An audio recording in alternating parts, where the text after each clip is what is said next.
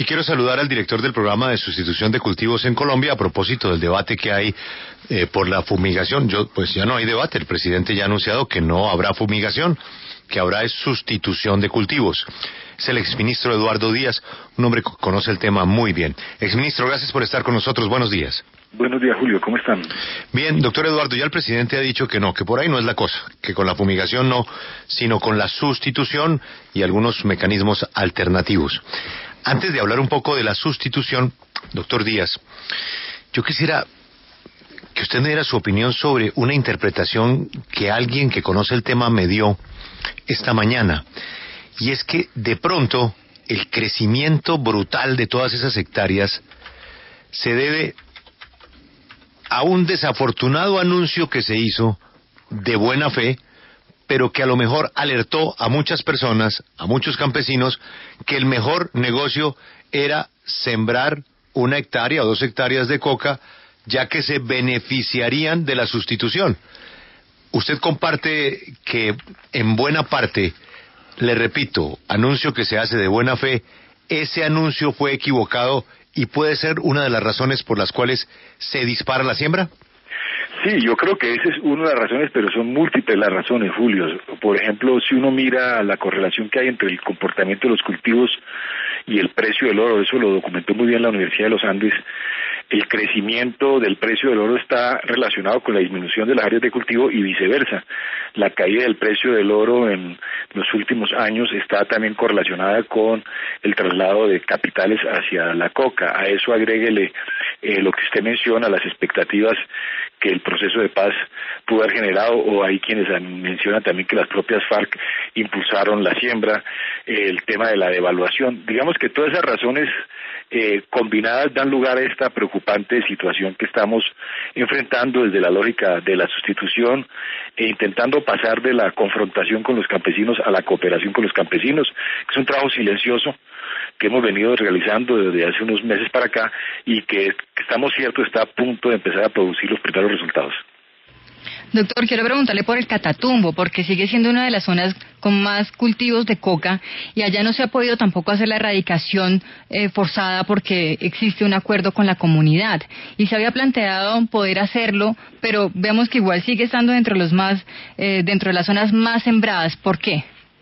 Bueno, en primer lugar hay que aclarar que con la comunidad no hay ningún acuerdo de no erradicar. El Estado en ninguna parte del país ha comprometido la facultad de erradicación, y eso es importante señalarlo antes y después de los acuerdos. En los acuerdos tampoco se compromete por ninguna parte el derecho y la obligación del Estado de proceder a la erradicación forzosa cuando haya lugar. Eso no impide que estemos intentando, con un trabajo muy arduo, como digo, llegar a algunos acuerdos. Y en el propio Catatumbo, con todo y lo complejo de la situación del Catatumbo, por ser zona de frontera, donde muchos de los insumos son de fácil consecución, al combustible pues prácticamente regalado.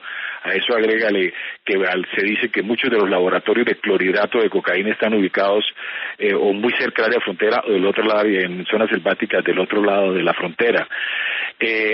La complejidad de la presencia de actores ilegales de todo tipo en el territorio, los famosos pelusos, el clan del Golfo, en fin.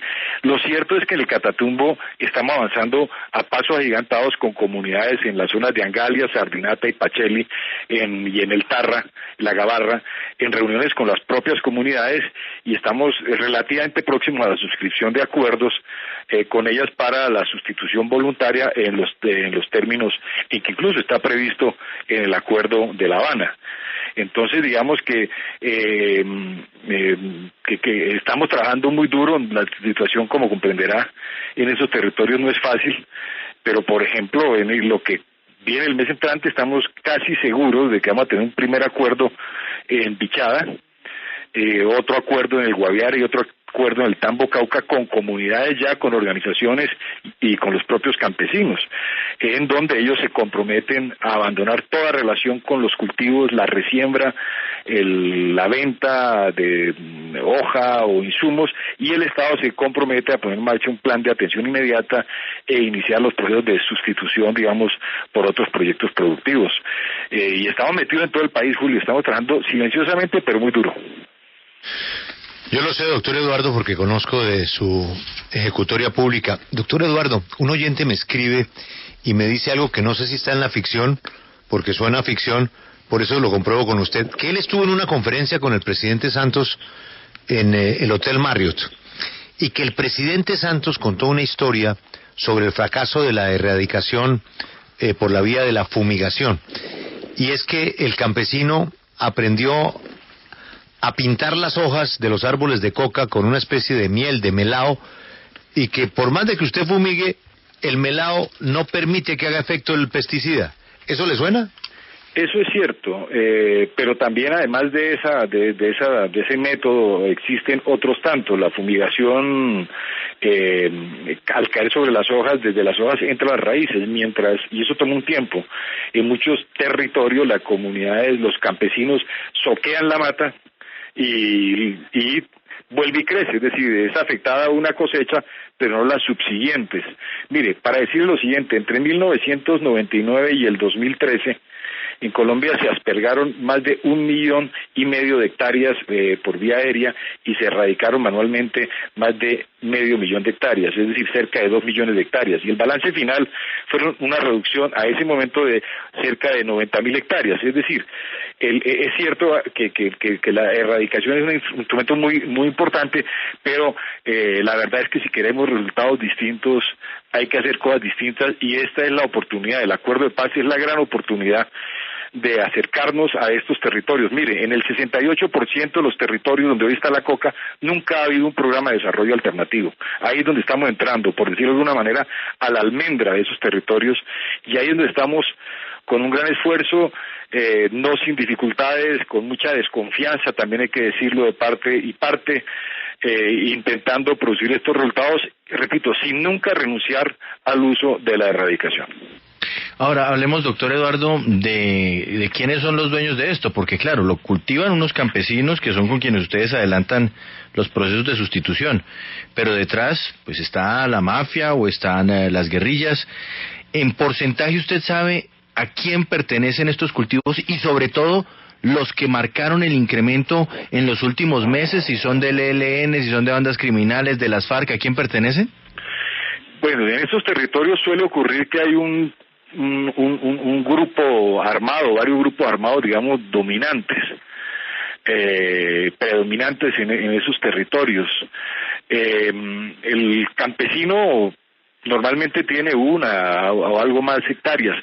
Hay territorios donde han pasado a aparecer fenómenos preocupantes, por ejemplo, de comillas inversionistas de las ciudades, de Medellín, de Bogotá, profesionales que ponen plata, comillas, e invierten a través de redes, particularmente de las bandas criminales, en cultivos, y hemos encontrado cultivos, por ejemplo, que no son, que si bien está un campesino al frente, él no es por decirlo de alguna manera, el propietario totalmente, va a medias, o en fin, no es el propietario total. Adicionalmente, y esto es muy importante, la nueva estrategia que puso en marcha el presidente, y esto todos los martes se presentan informes, y hay que estar muy atentos a ellos por parte del presidente y del ministro de Defensa, son las acciones de interdicción que se están realizando, que son muy importantes, buscando destruir las redes de narcotráfico y destruir los recursos, y también los laboratorios de clorhidrato de cocaína. En esto se han dado golpes muy importantes. Esto es importante tenerlo en cuenta, porque estas acciones de la fuerza pública que están haciendo en materia de interdicción están golpeando realmente a quien hay que golpear, son los eslabones medios y altos del narcotráfico, y con ello, incluso en algunos territorios hemos visto que se generan depresiones económicas en las regiones por cuenta de que digamos, estos compradores de la coca han visto afectados sus intereses, y los campesinos en alguna medida empiezan a quedarse como encañingados con la coca, con la hoja de coca o con la base, porque se ha golpeado a las redes de narcotráfico. Entonces el tema de la sustitución de los acuerdos es una cara de la moneda, de una estrategia integral que contempla no abandonar la erradicación, por supuesto, pero también contempla golpear muy duro a las redes de narcotraficantes en sus intereses. Doctor Eduardo, gracias por la explicación, ha sido usted muy amable. Bueno, ok, gracias. Pues Alberto Valiente.